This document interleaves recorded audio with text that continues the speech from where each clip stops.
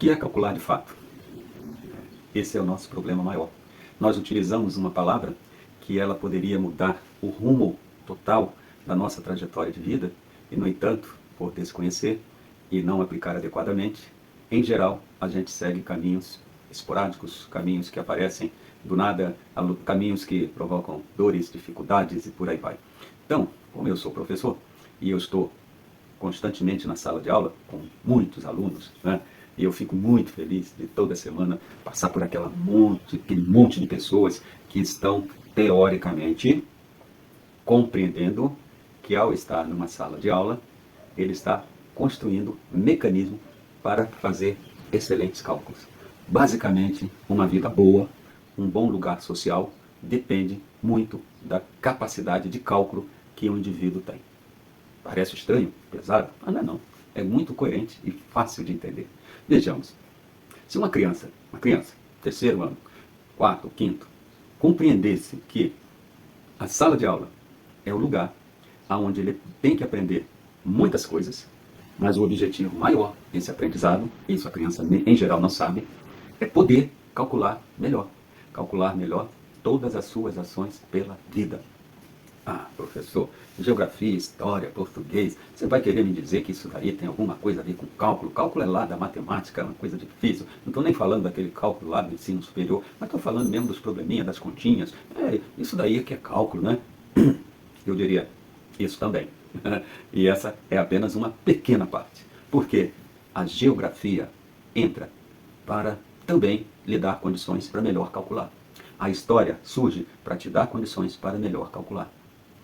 E assim, o inglês, a língua portuguesa, tá? E na maioria dos casos, quando você aprende uma disciplina, a melhor maneira de você aprender é quando você está apto a calcular.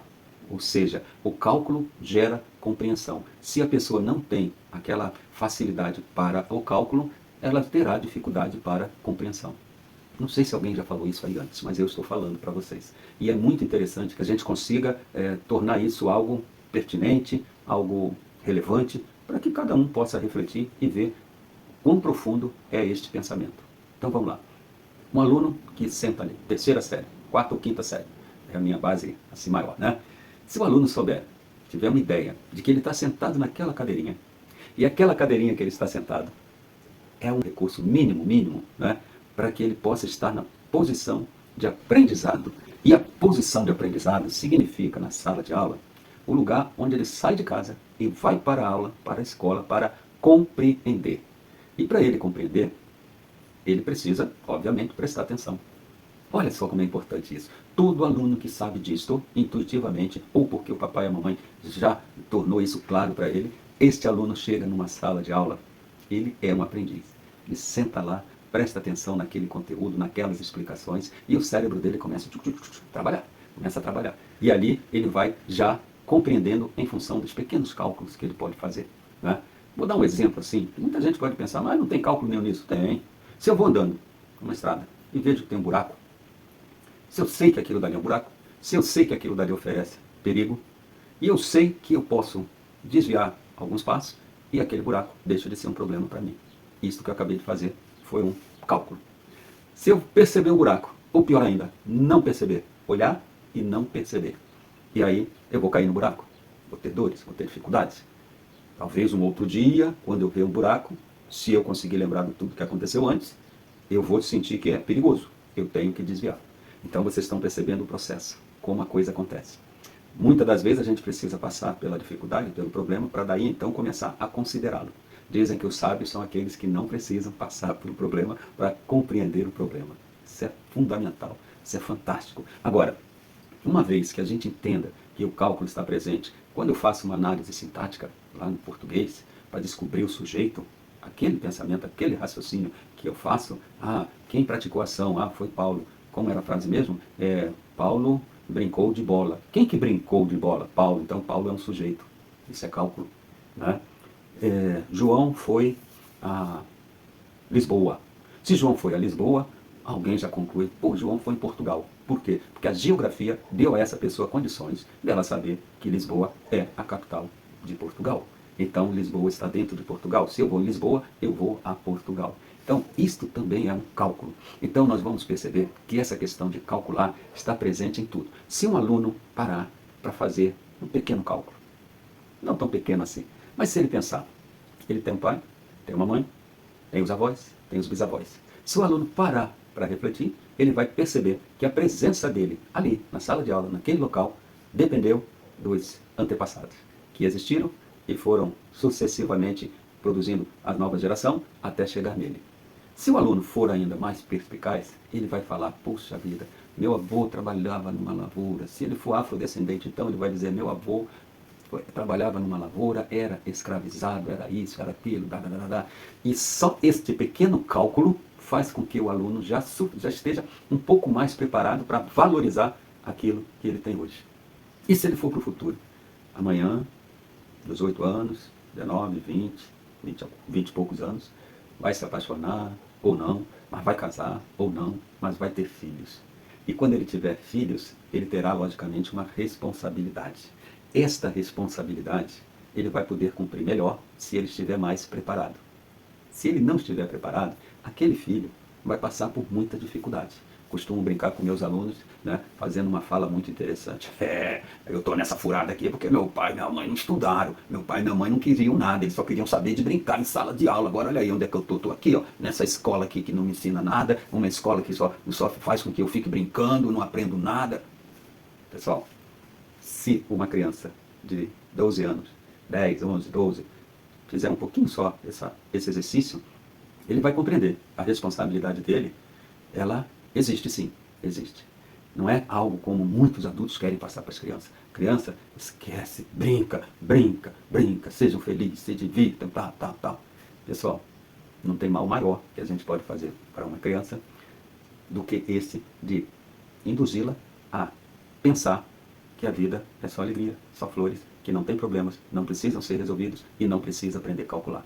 E isso estimula as crianças a não corrigirem aonde a escola fraqueja. Porque as nossas escolas hoje estão sucateadas, estão precárias. Elas têm sala de aula, elas têm merenda escolar, algumas têm transporte, elas têm parquinho, tudo que tem a ver com uma questão assistencialista, de alguma forma, essas escolas estão priorizando. E tem. Porém, aquilo que tem a ver com a real aprendizagem, essas escolas estão cada vez apagando mais esses recursos que são necessários para o aprendizado. É escola sem biblioteca, e quando tem uma sala escrita biblioteca, não tem enciclopédia, não tem bibliotecário, não tem uma sala específica para a ciência, não tem uma sala específica para o estudo de arte, e por aí vai. Esses recursos fazem diferença no aprendizado, né? Então, é muito comum a gente ver uma escola ou outra, né, que tem um auditório, e quando aquele auditório existe, ele está possibilitando diversos tipos de atividades que favorecem o aprendizado. Uma escola sem auditório é uma escola quase da idade da pedra. Enquanto as pessoas ficam falando que é o professor que é retrógrado, que é isso, que é aquilo, fazem de tudo para massacrar, botar o professor abaixo do chinelo, né, para poder entrar políticos, empresários e fazerem o que quiserem com a escola, e o que eles querem, infelizmente, não é que seja gerada uma boa aprendizagem. Por quê? Porque eles têm outros interesses. O político quer se manter na regalia. Eu canso de ver políticos falando da cidade, falando dos servidores públicos, se dizendo gestores, porque eles se apropriam fantasiosamente de tudo isso como se fosse dele. E não é, né? Uma prefeitura de uma cidade, ela é um equipamento, um mecanismo para que ela, em organizando as contas da cidade, cuidando para os consertos de coisas necessárias, provendo o setor da saúde, da educação, isso não é para a pessoa confundir e pensar que eles estão ali, eles são os donos daquele dinheiro e daqueles benefícios que são prontos para ir direcionados para a comunidade. E a comunidade, na maioria das vezes, por falta de instrução, de conhecimento, de um bom cálculo, né, a comunidade acredita. E acredita que tem que seguir o que aquelas pessoas falarem, porque aquelas pessoas, elas botam novamente a coroa, aquela roupa, aquela varinha com um negocinho aqui assim, ele se transforma naquele rei antigo, né, aquela rainha antiga que manda e desmanda e é dono de tudo. Tudo isso a gente acredita erroneamente por falta de um bom cálculo. Então, uma criança de 10 e 12 anos, a 12 anos, e claro, mais para cima isso se evidencia mais, quando ela, por um cálculo simples, percebe que se a escola fraquejar, ela tem que compensar, fazendo bem a parte dela. Pronto, agora nós vamos entrar na questão desta aprendizagem. Então essa aprendizagem é uma coisa fantástica, né? Por que que ela é fantástica? Ela exige alguns mecanismos para que ela aconteça. Vou esquecer a questão dos recursos que faltam na escola e vou fixar somente naquilo que o aluno pode fazer com os recursos que ele tem. Para ele aprender, para poder calcular bem todas as nuances da sua vida, em todas as nuances, ele vai precisar calcular. Então, se ele precisa calcular, ele precisa de conhecimentos, informações, conhecimentos. Então, se o aluno vai para uma sala de aula consciente, senta, presta atenção, entende, faz anotações, ele já avançou metade do caminho. Tem uma outra metade agora. Por quê? Porque tudo que o aluno fez na sala de aula ficou dentro de uma parte minúscula do cérebro, chamada hipocampo. Ali naquela parte minúscula do cérebro, chamada hipocampo, é ali que vai ser decidido. O que essas informações, essa compreensão, esse entendimento vai ficar ali para quê? Primeiro, se você olhar de novo, rever, o cérebro já vai perceber que você tem interesse e aquilo vai ser passado para o córtex cerebral. Se o cérebro perceber que você foi para a sala de aula, nem sequer prestou atenção, nem sequer anotou, chegou em casa, não viu novamente, o cérebro automaticamente, muito rapidamente, vai descartar. Isso é um funcionamento perfeito. Mas com esse funcionamento perfeito, muitas pessoas estão sofrendo horrores quando alcançam a vida de adulto e não têm os recursos que poderia ter. Esse é um grande problema. Então, se tem que pegar aquilo que está compreendido, que está lá no hipocampo e passar para o córtex cerebral, o aluno deve chegar em casa, sentar sozinho, não é papai e mamãe junto, falando para ele isso, falando aquilo, não. É a criança sentar sozinha e ela começar a rever tudo aquilo que foi informado. Este é o grande ensinamento que deve ser dado para as crianças. Tanto o professor quanto os pais, né, professores e pais, têm que passar essa mesma informação. Por quê? A autonomia dessa criança começa a ser construída ali. Se o papai e mamãe, porque tem um recursozinho a mais de conhecimento, mas falta outros conhecimentos, ele vai achar que ele tem que sentar e ficar ali com a criança e tal, e a criança vai achar chato. Se ela já achar chato na aula, ela vai achar mais chato ainda ficar em casa, tendo que estudar com o pai e a mãe como se fosse professor de novo. Esse é o grande problema. Então, o que a gente precisa compreender? O professor não é chato. Tem alunos que entendem que, não, mas o professor é chato, ele fala isso. Não tem negócio de chato. O que existe é, o professor está ali para explicar para você um conhecimento. Você tem que fazer o seu esforço normal para compreender. Só isso. Não tem que achar o professor chato, o professor legal, o professor isso, o professor aquilo. É óbvio que quando um professor também, além de ser capaz de passar o conhecimento, ele consegue ter uma relação de amizade, uma relação humana, amorosa com as crianças, melhor ainda. E eu diria que a maioria dos professores tem isso. Mas mesmo os que não têm, interessa nele é a capacidade que ele tem de transmitir, de passar para você essa compreensão sobre aquilo que ele está te ensinando. Essa é a qualidade principal do professor. Se o professor conseguir fazer isso, esse aluno vai se beneficiar muito. Mas se o professor for apenas muito amigo, muito camarada, é festa disso, é festa daquilo, mas o aluno vai deixar de aprender o tanto que ele deveria aprender. Então, esse é um grande cuidado. Como que uma criança pode se policiar? Se ela está vendo que a escola está fraca, não passa atividades pedagógicas para turbinar o aprendizado em casa. Se a escola não faz isso, está tolhindo daquele aluno aquela capacidade que ele tem de fixar. Porque se ele for para a escola aprender e não fixar, aquele aprendizado vai embora. Eu não precisaria falar mais nada, bastaria a pessoa entender isso e fazer um cálculo. Se eu vou, sento, aprendo, não estudo em casa para fixar, eu esqueço. E isso pode se repetir indefinidamente. Então eu tenho que fazer por onde essas coisas não aconteçam. Então o aluno tem uma partezinha dele sim para fazer. 40 minutos de aula, 45 no máximo, vamos fixar em 40, é suficiente para aquele aluno compreender, exercitar em aula, tentar pegar o jeito, entender mesmo e chegar em casa, ele rever tudo aquilo para dizer para o cérebro que é importante. Aí o cérebro já começa a construir, né, espaço para que esse conhecimento específico suba para o córtex cerebral. E é lá no córtex cerebral que aparece a magia. Ou seja, o aluno começa a fazer cálculos consciente e às vezes inconscientemente. O problema é do inconscientemente, porque inconscientemente ele não tem como verificar se está correto ou não. E muitas das vezes ele chega inconscientemente a certas conclusões que leva ele a fazer coisas que ele nem sabe por que está fazendo. Então olha como é importante você ter as rédeas, você ser você descobrir quem é você. Você está diante de uma situação, mas você tem consciência daquilo que está acontecendo. Estas pessoas conseguem fazer bons cálculos na direção de uma vida boa. Ok? Então, essa pequena palestrazinha aqui, né, duradoura, assim, grande, mas eu espero sinceramente que ela fique gravada no coração de vocês. Papai, mamãe, professores, toda a população brasileira precisa entender que criança não é para ser tratada, como é que eu diria assim, de uma forma a subestimarmos o potencial dela. A gente não tem que ficar o tempo todo bajulando com agrados, com brincadeira, agrado de mais brincadeira, agrado, como quem diz assim, essa pessoa vai conquistar o seu lugar no espaço social com muita facilidade desta forma. Não é isso que está acontecendo. Isso está comprovadamente errado. As pessoas vão se desenvolver melhor a partir do momento que elas têm a condição de fazer bons cálculos. Né? Vou na festa ou vou estudar? Vou na praia ou vou estudar? Tem dia que dá para ir na praia e depois estudar. Tem dia que não dá para estudar e o único horário de estudar é o horário de ir na praia.